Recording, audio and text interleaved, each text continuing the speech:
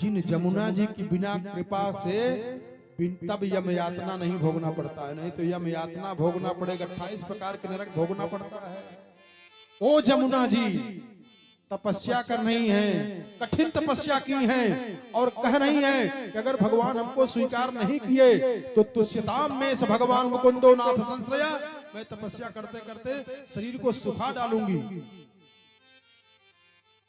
और यही बात तो पार्वती जी ने जंगल में तपस्या करते हुए कहा था। जब सप्तऋषि परीक्षा लेने के लिए भगवान शंकर जी ने भेजा कि जरा देखो पार्वती के हमारे प्रति कितनी श्रद्धा है, तो जब सप्तऋषि गए हैं पार्वती मैया से सोचे परीक्षा लूं, तो पार्वती मैया ने इसी श्लोक का अनुवाद करके बोली हैं, कोटि जन्म लगी रगर हमारी, कोटि जन्म लगी रगर हमारी, कोटि जन्म लगी रगर हमारी, कोटि जन्म लगी रगर हमारी, कोटि जन्म लगी, कोटि जन्म लगी, कोटि जन्म लगी रगर हमारी, कोटि जन्म लगी रगर हमारी। क्या परमु शंभो तरहु कुमारी, परमु शंभो तरहु कुमारी, परमु शंभो तरहु कुमारी, परमु शंभो तरहु कुमारी। अर्जुन लौट करके आए तो भगवान के चरणों में लेट गए। भगवान ने कहा क्या हो गया? अरे कहा महाराज उनके साथ विवाह कर लीजिए ना, हमको पाप लगेगा। एक विवाह फिर हो गया भगवान का कालिंदी जी के साथ में। कालिंदी थी समाख्याता वसामि यमुना जले, हरि निर्मिते भवने पित्रा यावदच्युत दर्शनम, तो तथा वदत गुडाकेशो, गुडाकेश माने अर्जुन, अरे तथा वदत गुडाकेशो वासुदेवाय सोपिताम, तम रथमारोप्य तद विद्वान धर्मराज मुपागमत। एक विवाह और हो गया भगवान। अवंती देश के राजा हैं बिंद और अनुबिंद, इनकी बहन का नाम है मित्रविंदा। दोनों भाई कौन कौन, बिंद अनुबिंद, दुर्योधन को डरते हैं और डर के मारा अपनी बहन मित्रविंदा से कहा कि बहन ये बरमाला दुर्योधन के गले में डाल देना। लेकिन बहन जो मित्रविंदा है वो बड़ी विदुषी हैं, बरमाला लेकिन निकली तो बताई नहीं किसी को, और जाकर के भगवान द्वारिकाधीश के गले में बरमाला डाल दिया। भगवान का एक विवाह और हो गया। और सुखदेव जी कहते परीक्षित, कौशल नरेश राजा नग्नजित, जिनकी एक बिटिया है जिसका नाम है सत्या, नग्नजित ने प्रतिज्ञा किया कि जो 7 दुर्दांत बैलों को पकड़ करके बांध देगा उसी के साथ मेरी बिटिया सत्या का विवाह होगा। बड़े बड़े राजा, राजा महाराजा सब गए, लेकिन बैल के पास न जा पाए, तब तक बैल मार के तोड़ ताड़ दे। तो सत्या की तपस्या पे प्रसन्न होकर के द्वारिकाधीश गए हैं। सुखदेव बाबा कहते हैं वरम विलोक्या, वरम श्रेष्ठ, हरिवरम विलोक्याभिमतम समागतम, नरेंद्र कन्या चकमे रमापतिम, भूयादयम में पतिराशिषो मला,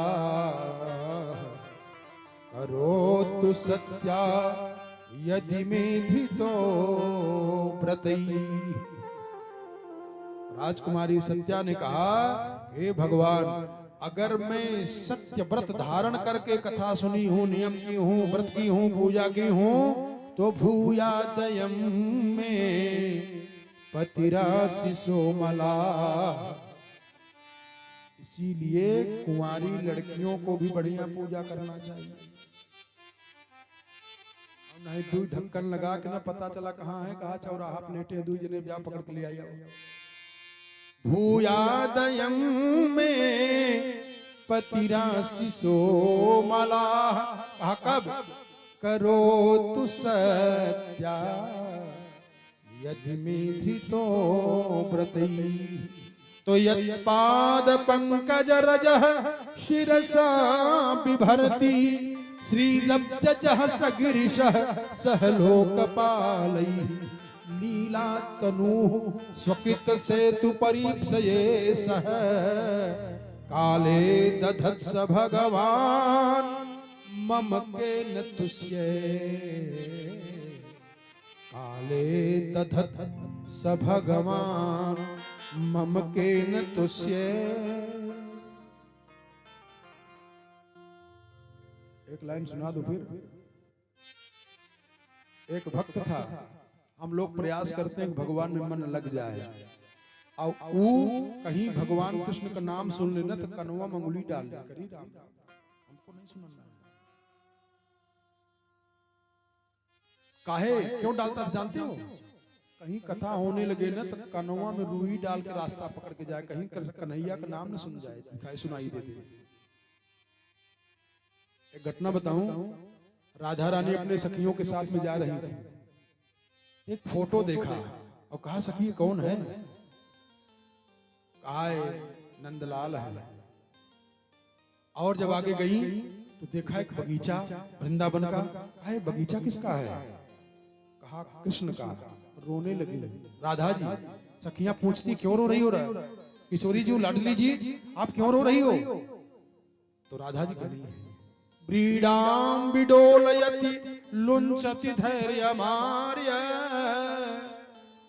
सखी धिक्कार है हमको, मैं मर जाऊं तो अच्छा है। मैं तो अपने माता पिता के कुल में जो जन्म ली हूं, कलंक लगाने के लिए जन्म हूं, हमारा तो मृत्यु हो जाना चाहिए। सखियां कहीं क्यों सखी? कहा व्रीडाम विडोलयति लुंचति धैर्यमार्य, भीतिम भिनत्ति परिलुम्पति चित्तवृत्तिम, हरियस्यैव नाम कलितो श्रवणोपकंठे। सखी, एक कृष्ण नाम जब मैं सुनी थी तो मैंने शर्म के मारा किसी से बताई नहीं। ये कृष्ण नाम हमको इतना अच्छा लगा, मैंने मन में प्रतिज्ञा कर लिया था कि जब कभी भगवान हमको समय देंगे तो मैं अपना पूरा जीवन इस कृष्ण के चरणों में समर्पित कर दूंगी। लेकिन आज जब मैं ये चित्र देखी हूं तो इस चित्र पे मेरा मन चला जा रहा, कितना सुंदर है।